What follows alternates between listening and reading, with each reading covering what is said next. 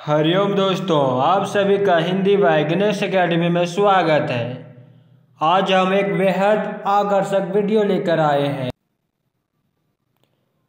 आज हम हिंदी भाषा और साहित्य का सामान्य परिचय लेकर आए हैं, जो यूजीसी नेट, टीजीटी, पीजीटी, हर स्टेट में होने वाली टेट, केवीएस एवं अन्य किसी भी परीक्षाओं में पूछे जाने वाले हिंदी से संबंधित कोई भी परीक्षा हो, सभी के लिए अति उपयोगी वीडियो साबित होगा। इसलिए आप लोग अवश्य देखिएगा। चलिए स्टार्ट करते हैं।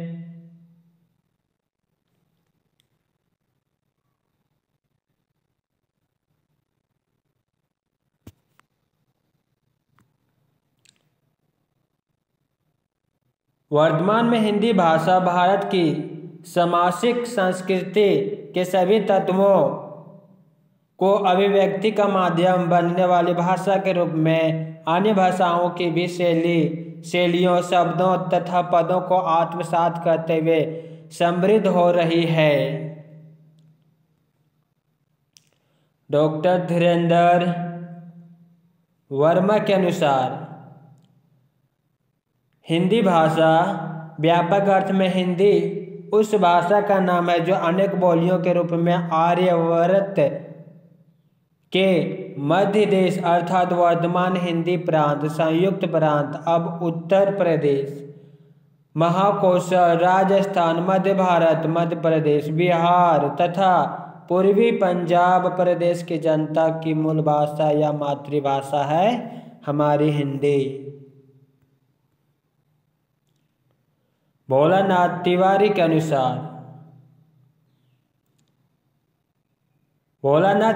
अनुसार हिंदी शब्द का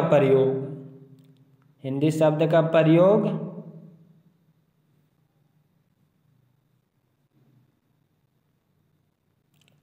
विस्तृत अर्थ में हिंदी प्रदेश में बोली जाने वाली 17 बोलियों की द्योतक है। भाषा विज्ञान के अर्थ में पश्चिमी हिंदी और पूर्वी हिंदी वर्ग की 8 बोलियां सामूहिक नाम है। संकुचित अर्थ में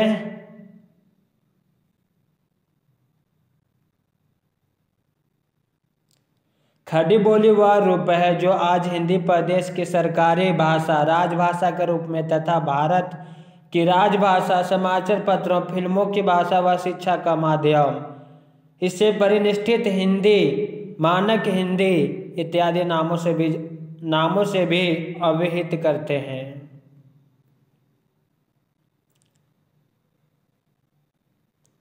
उत्तर प्रदेश, मध्य प्रदेश, बिहार, छत्तीसगढ़, झारखंड, राजस्थान, हरियाणा, हिमाचल प्रदेश तथा दिल्ली में बोली जाने वाली भाषा समूह को सामान्यतः हिंदी कहा जाता है। हिंदी भाषा का एक रूप दक्षिण भारत, विशेषकर हैदराबाद में प्रचलित है, जिसे दक्षिणी हिंदी, हिंदवी, गुजरी, हिंदुस्तानी,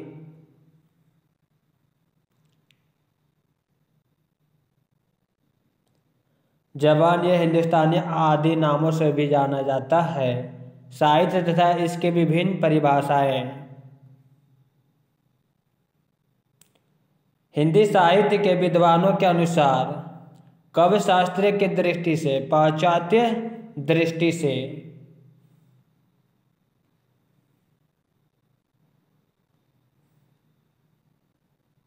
हिंदी साहित्य के विद्वानों के अनुसार रामनरेश त्रिपाठी, हृदय एक पुष्प है, भाषा उसका विकास है और भाव गंध है। आचार्य चतुरसेन शास्त्री के अनुसार जीवन और सौंदर्य की व्याख्या का नाम साहित्य है। आचार्य महावीर प्रसाद द्विवेदी के अनुसार पहला, ज्ञान राशि के संचित कोश का ही नाम साहित्य है। दूसरा, सारे मानव समाज को सुंदर बनाने की साधना ही का नाम साहित्य है। तीसरा, साहित्य समाज का दर्पण है। चौथा, साहित्य जीवन की वास्तविकता का उपेक्षा करके सजीव नहीं रह सकता।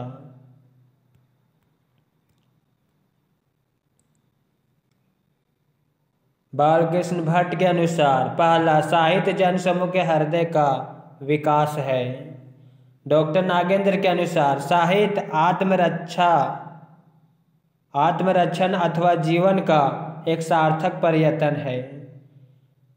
दूसरा, साहित्य आत्म अभिव्यक्ति जीवन की अभिव्यक्ति है। महात्मा गांधी के अनुसार साहित्य वह है जिससे चरस खींचता हुआ किसान भी समझ सके और पढ़ा लिखा भी समझ सके। गुलाब राय के अनुसार जहाँ शब्द और अर्थ, विचार और भाव का परंपरा अनुकूलता के साथ सहभाव हो वही साहित्य है। आचार्य रामचंद्र शुक्ल के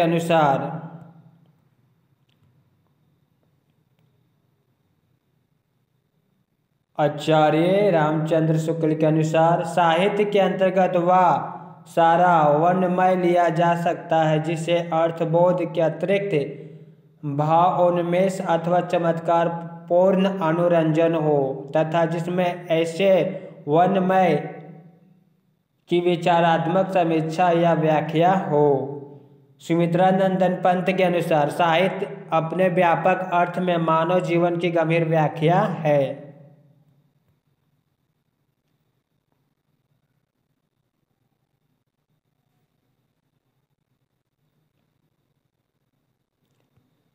श्याम सुंदर दास के अनुसार किसी पुस्तक को हम साहित्य या कवि को उपाधि तभी दे सकते हैं जब जो कुछ उसमें लिखा गया है वह कला के उद्देश्य की पूर्ति करता हो। यही एकमात्र उचित कसौटी है। साहित्य के अंतर्गत कविता, नाटक, चंपू, उपन्यास, आख्यायिकाएं सभी आ जाते हैं। रामकुमार वर्मा के अनुसार साहित्य परंपरागत संपत्ति है। प्रेमचंद के अनुसार मेरे विचार में साहित्य की सर्वोत्तम परिभाषा जीवन की आलोचना है, चाहे वह निबंध के रूप में हो, चाहे कहानियों के या काव्य के। उसे हमारे जीवन की आलोचना की व्याख्या करनी चाहिए। साहित्य उसी रचना को कहेंगे जिसमें कोई सच्चाई प्रकट की गई हो, जिसकी भाषा प्रौढ़ परिमार्जित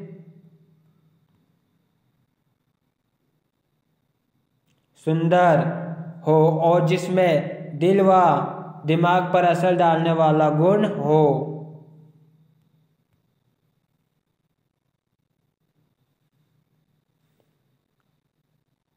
महादेवी वर्मा के अनुसार साहित्य मनुष्य की शक्ति, दुर्बलता, जय, पराजय, हास, आश्रु और जीवन मृत्यु की कथा है। नामवर सिंह के अनुसार साहित्य मानव के संपूर्ण व्यक्तित्व की वाणी है, वह अभिव्यक्ति जीवन की इकाई का प्रतिबिंब है। आज्ञा के अनुसार संप्रेषणीयता का गुण जिस कृति में हो उसे साहित्य कहा जाएगा।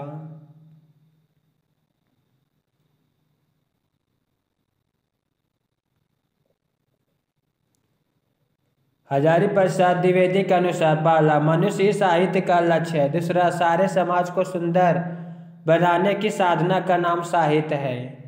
अब कवि शास्त्रीय की दृष्टि में साहित्य का स्थान।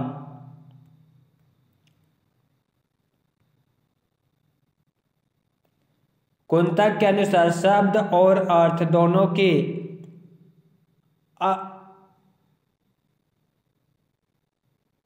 की अन्याय अतिरिक्त परंपरा स्पर्धा पूर्वक मनोहारिणी श्लाघनीय स्थिति साहित्य है। डंडी के अनुसार इष्ट अर्थ में विभूषित शब्द समूह ही काव्य शरीर है। विश्वनाथ के अनुसार रस युक्त वाक्य काव्य है।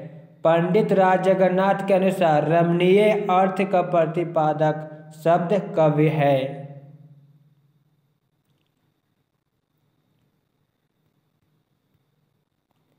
मम्मट के अनुसार दोष रहित गुण युक्त पदार्थ भले ही कहीं कहीं अलंकार रहित हो काव्य है।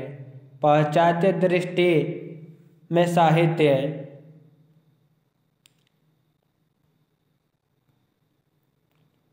अरस्तु के अनुसार शब्दों के माध्यम से प्रस्तुत आकृति काव्य या साहित्य है।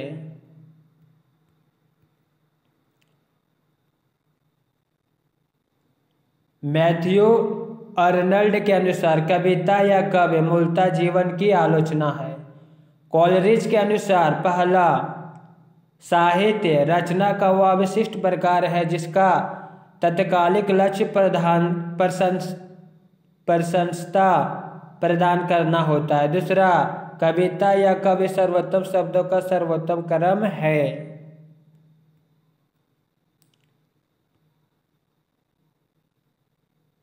विल्सन के अनुसार साहित्य भावनाओं के रंग में रंजित बुद्धि का व्यापार है। शैली के अनुसार काव्य सर्वाधिक सुखी और श्रेष्ठतम हृदय के श्रेष्ठतम क्षणों का लेखा जोखा है। सिडनी के अनुसार काव्य या साहित्य का अनुकरणात्मक कला है जिसका लक्ष्य शिक्षा और आनंद प्रदान करना है।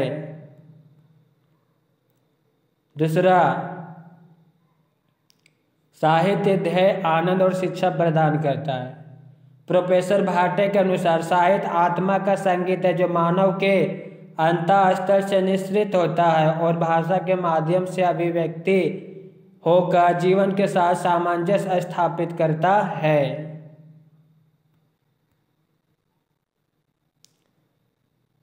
साहित्य शब्द व्युत्पत्ति एवं अर्थ के विषय में हिंदी साहित्य कोश भागवन कहा गया है। साहित्य बलस यत प्रत्यय। साहित्य का अर्थ है शब्द और अर्थ का सह भाव अर्थात साथ होना।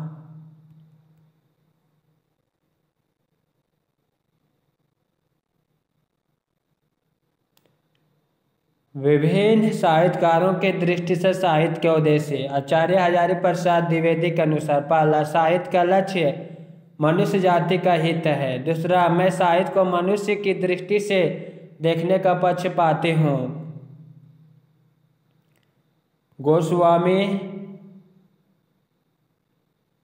गोस्वामी तुलसीदास के अनुसार स्वतंत्रता सुखाय को साहित्य का उद्देश्य मानते हैं। महावीर प्रसाद द्विवेदी के अनुसार ज्ञान और मनोरंजन को साहित्य का उद्देश्य मानते हैं। डॉक्टर नागेंद्र के अनुसार आनंद और लोक मंगल को साहित्य का उद्देश्य मानते हैं जिसे सापेक्षिक मूल्य से आनंद को अधिक महत्व प्रदान करता है। आचार्य नंदलाल वाजपेयी के अनुसार साहित्य का उद्देश्य आत्म अनुभूति को मानते हैं। डॉक्टर श्याम सुंदर दास के अनुसार साहित्य का उद्देश्य केवल मनुष्य के मस्तिष्क को संतुष्ट करना नहीं है, वह तो मनुष्य जीवन को अधिक सुखी और सुंदर बनाने की चेष्टा करता है। प्रेमचंद के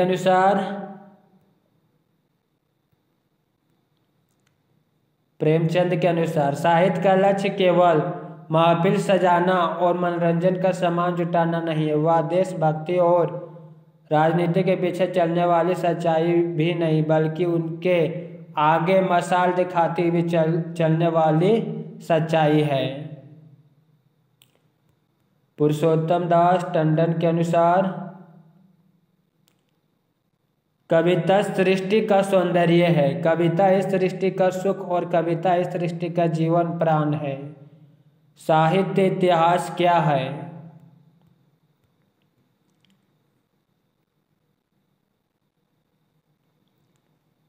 आचार्य रामचंद्र शुक्ल के अनुसार प्रत्येक देश का साहित्य वहाँ की जनता की चित्तवृत्ति का संचित प्रतिबिंब होता है। तब यह निश्चित है कि जनता की चित्तवृत्ति के परिवर्तन के साथ साथ साहित्य के स्वरूपों में भी परिवर्तन होता चला जाता है। आदि से अंत तक इन्हीं चित्तवृत्तियों की परंपरा को परखते हुए साहित्य परंपरा के साथ उनका सामंजस्य दिखाना ही साहित्य का इतिहास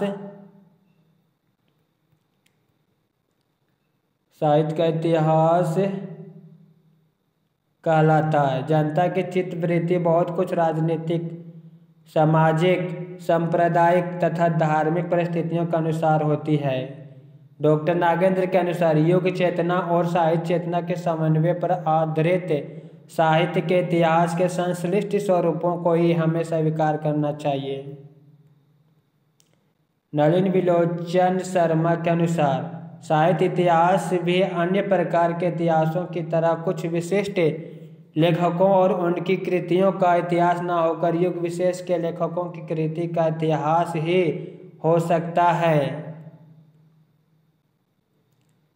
रामस्वरूप चतुर्वेदी के अनुसार साहित्य के इतिहास का काम है कवि के कार्यों को साहित्य इतिहास की विकास प्रक्रिया में न्यायोचित दिखा सकना।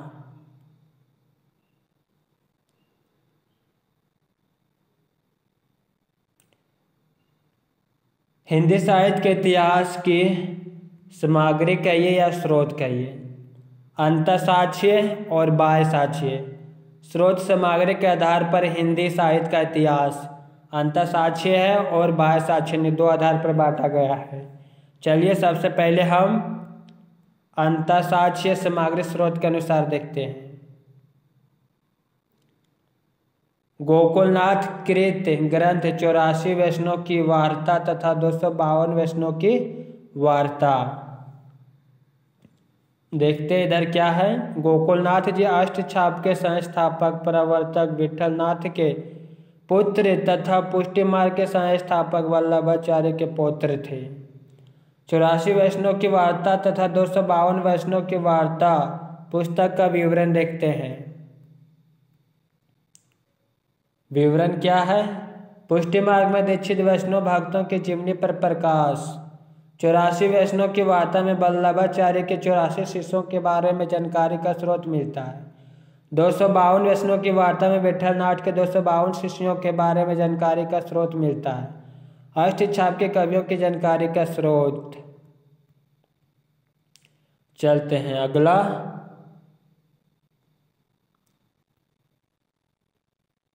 नाभादास कृत ग्रंथ भक्तमालय।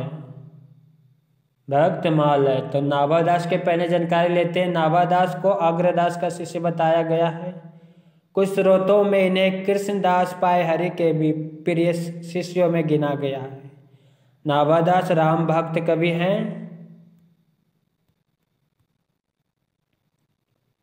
और रामकुमार वर्मा के अनुसार नाभादास का वास्तविक नाम नारायण दास था। अब भक्तमाल ग्रंथ का विवरण देखते हैं।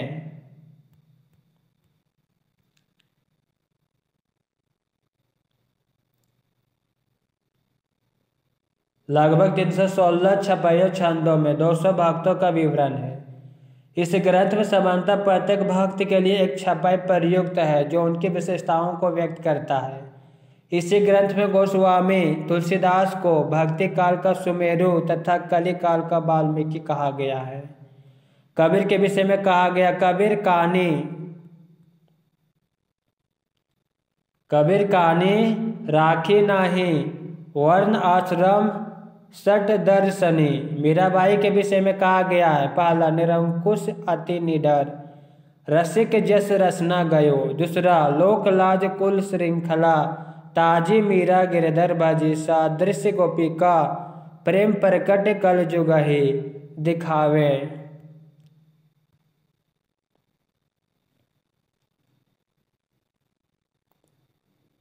ध्रुवदास रचित ग्रंथ भक्त नामावली। सबसे पहले ध्रुवदास के बारे में जानकारी लेते हैं। इन्होंने जटिल एवं दुर्बोध तत्वों को समझाने के लिए वचनिक गद्य वार्ता का प्रयोग किया है।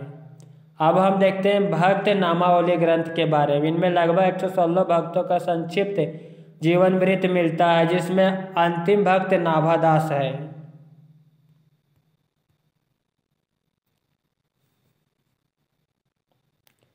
कालिदास त्रिवेदी द्वारा रचित ग्रंथ कालिदास हजारा।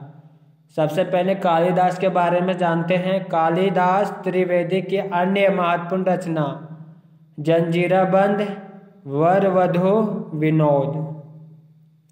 अब कालिदास हजारा ग्रंथ के बारे में देखते हैं। इस ग्रंथ में लगभग 212 कवियों की 1000 कविताओं का संग्रह है। इसी ग्रंथ के आधार पर शिव सिंह सेंगर ने अपना हिंदी साहित्य इतिहास ग्रंथ शिव सिंह सरोज लिखा है। अगला कवि है भिखारी दास। भिखारीदास कृत ग्रंथ कवि निर्णय। सबसे पहले भिखारीदास के बारे में जानकारी लेते हैं। भिखारीदास रीतिकालीन कवि है जो श्री पृथ्वी सिंह के भाई हिंदुपति प्रतापगढ़ उत्तर प्रदेश के अधिपति के आश्रय में रहते थे। कवि निर्णय ग्रंथ के बारे में देखते हैं। इस ग्रंथ में कवि के आदर्शों के साथ कई कवियों को संक्षिप्त रूप में निर्देशित किया गया है। अब देखते हैं गुरु ग्रंथ साहिब या साहिब। संग्रहकर्ता गुरु अर्जुन देव जो सिख के 5वें गुरु है। इसमें गुरु नानक, कबीर, नामदेव, रैदास इत्यादि संतों की वाणियों का संग्रह है। किसमें? गुरु ग्रंथ साहब या साहिब कहिए।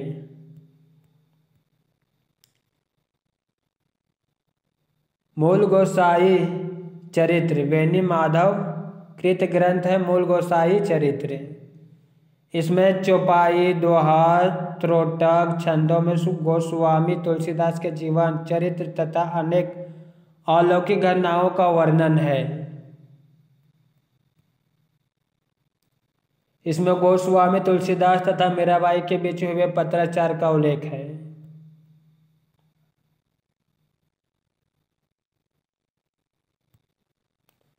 महेश दत्त के कविता संग्रह अनेक कवियों का संग्रह।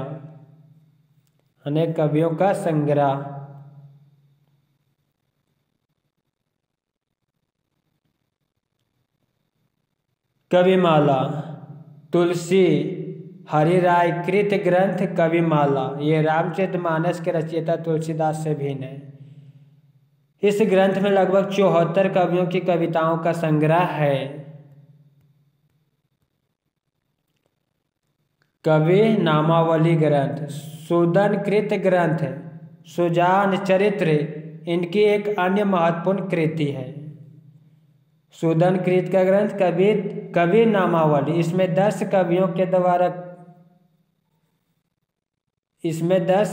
कवितों के द्वारा कवियों का नाम बताकर उन्हें प्रणाम किया गया है।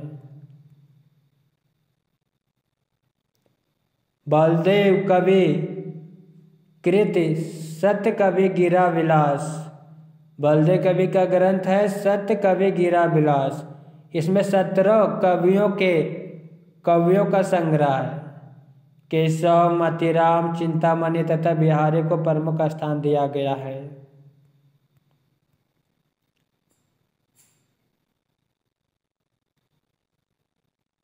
भारतेंदु हरिश्चंद्र कृत सुंदरी तिलक। इसमें 69 कवियों का सवैया छंदबद्ध संग्रह है। ठाकुर प्रसाद त्रिपाठी कृत रस चंद्रोदय। इसमें 242 बुंदेलखंडी कवियों का संग्रह है। श्रृंगार संग्रह सरदार कवि कृत। इसमें 125 कवियों को आधार बनाकर कवि के विविध पक्षों अंगों का विवेचन है।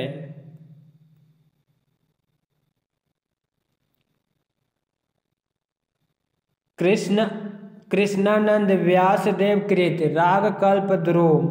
इसमें 200 से अधिक कृष्ण उपासक कवियों का संग्रह है। गोकुल प्रसाद कृत दिग विजय भूषण। इसमें 192 कवियों का संग्रह है।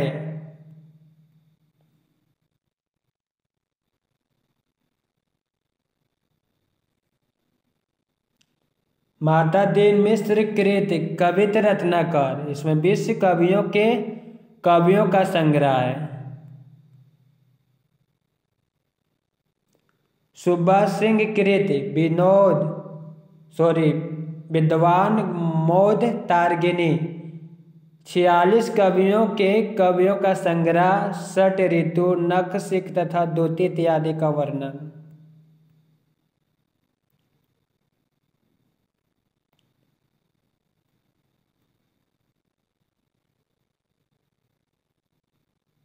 नखछेदी तिवारी कृत विचित्र उपदेश।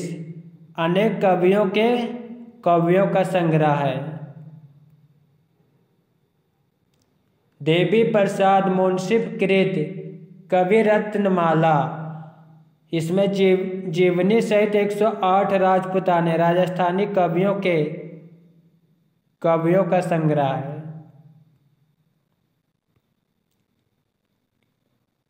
लाला सीताराम कृत सिलेक्शन फॉर्म हिंदी लिटरेचर, इसमें अनेक साहित्यिक कवियों की आलोचना तथा उनके कवियों का संग्रह।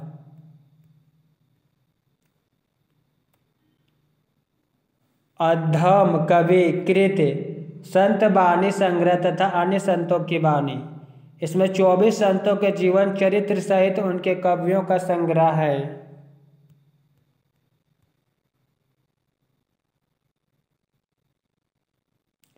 शिव सिंह सेंगर कृत शिव सिंह सरोज, इसमें शिव सिंह सेंगर ने पुष्य या पुंड नामक कवि को हिंदी का प्रथम कवि माना।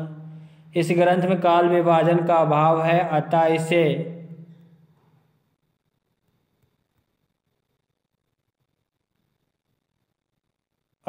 इसे साहित्य इतिहास स्रोत के ग्रंथों के विशेष स्थान दिया गया है। 1878 ईस्वी में प्रकाशित इनमें लगभग 1000 कवियों, 838 तथा उनकी कविताओं का संग्रह है।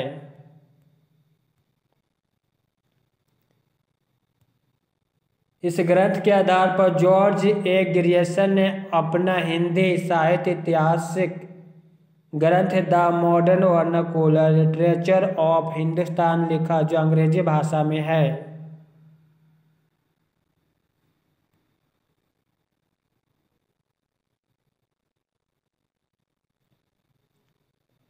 बाह्य साक्ष्य सामग्री या स्रोत: गोरखनाथ एंड द कनफट्टा योगीराज वृक्ष की रचना है।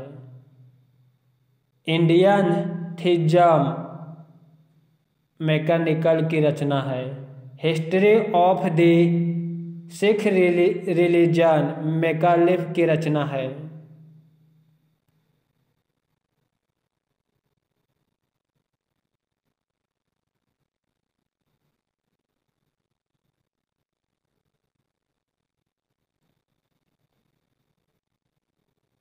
नागरिक पहचानी सभा की खोज रिपोर्ट श्याम सुंदर दास, मिश्र बंधु तथा हीरालाल आदि। हिंदुइज्म एंड ब्रह्मनिज्म मोनियर विलियम्स की रचना है। राजस्थान का इतिहास कर्नल टांड की रचना है।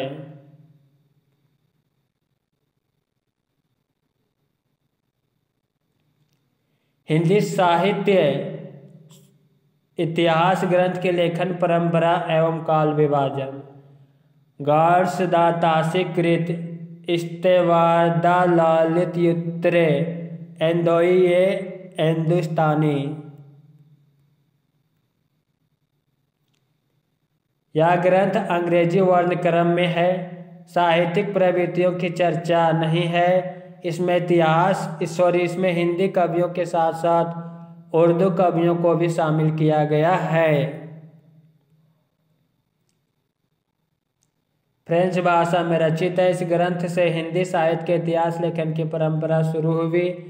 काल विभाजन का अभाव है। इस ग्रंथ का प्रकाशन प्रथम भाग 1839,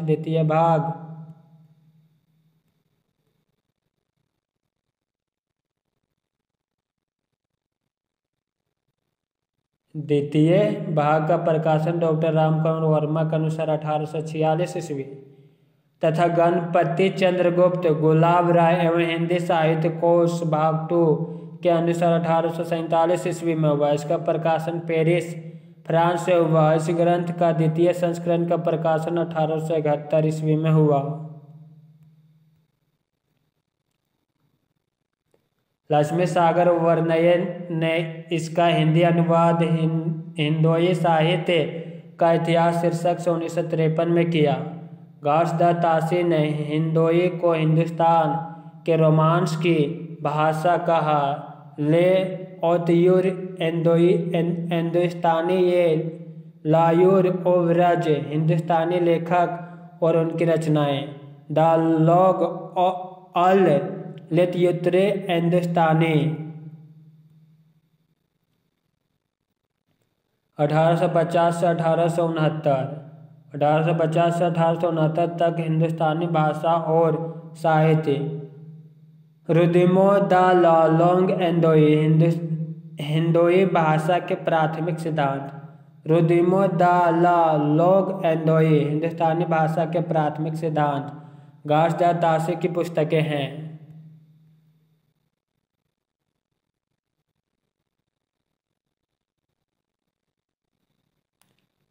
जॉर्ज ग्रियर्सन कृत ग्रंथ the modern vernacular literature of Hindustan.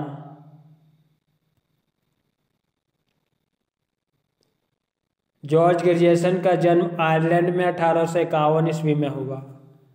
अंग्रेजी भाषा में रचित काल विभाजन का सर्वप्रथम प्रयास। इस ग्रंथ का प्रकाशन रामचंद्र शुक्ल, गुलाब राय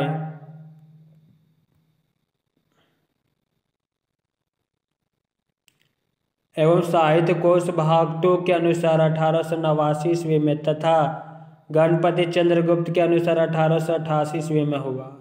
यह ग्रंथ the journal Asiatic Society of Bengal पत्रिका के विशेषांक के रूप में 1888 ईस्वी में प्रकाशित हुआ तथा पुस्तककार के रूप में 1889 ईस्वी में प्रकाशित हुआ। इस ग्रंथ का हिंदी अनुवाद डॉक्टर किशोरीलाल गुप्त ने हिंदी साहित्य का प्रथम इतिहास शीर्षक से किया।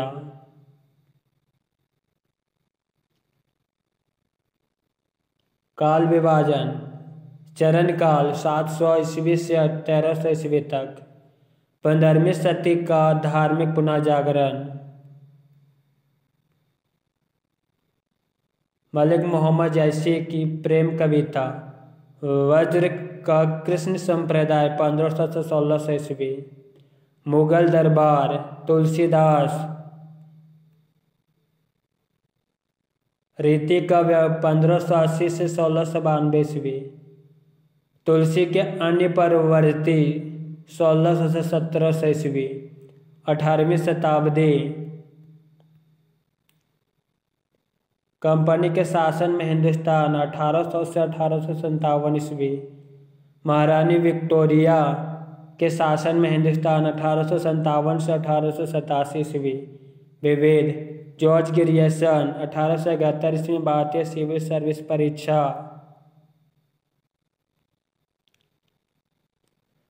पास की। 1873 में इसकी नियुक्ति बंगाल के जेसोर जिलों में हुई। पीजेंट लाइफ इन बिहार इनका एक महत्वपूर्ण ग्रंथ है।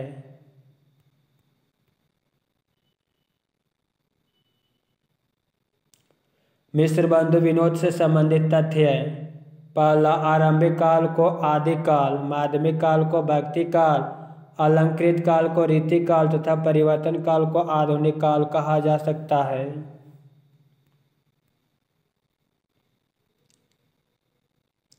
दूसरा, मिस्र बंधु विनोद में कवियों का सापेक्षिक महत्व निर्धारित करने के लिए उनकी 4 श्रेणियां बनाई गई है। तीसरा, आचार्य रामचंद्र शुक्ल ने कवियों का परिचयात्मक विवरण इसी ग्रंथ से लिया है। तीसरा, इस कविवृत्त संग्रह मूलक इतिहास ग्रंथ में लगभग 5000 कवियों का विवरण है।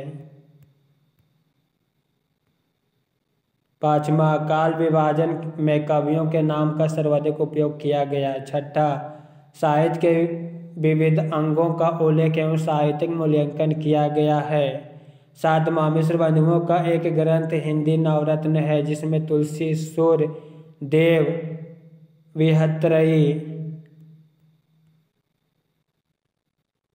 बिहारी भूषण, केशव, मध्यत्रयी तथा मतीराम, चंद्रवरदायी, भारतेंदु हरिश्चंद्र लघुत्रयी के रूप में वर्णित है। इसमें जैसी को स्थान नहीं दिया गया है।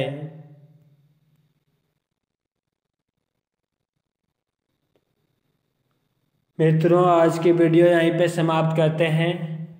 बाकी जो हिंदी साहित्य के इतिहास से बचा हुआ है वो अगला वीडियो में लाएंगे। वीडियो कैसा लगा कमेंट में अवश्य लिखिएगा। साथ ही अपने मित्रों को शेयर अवश्य कीजिएगा। हरिओम।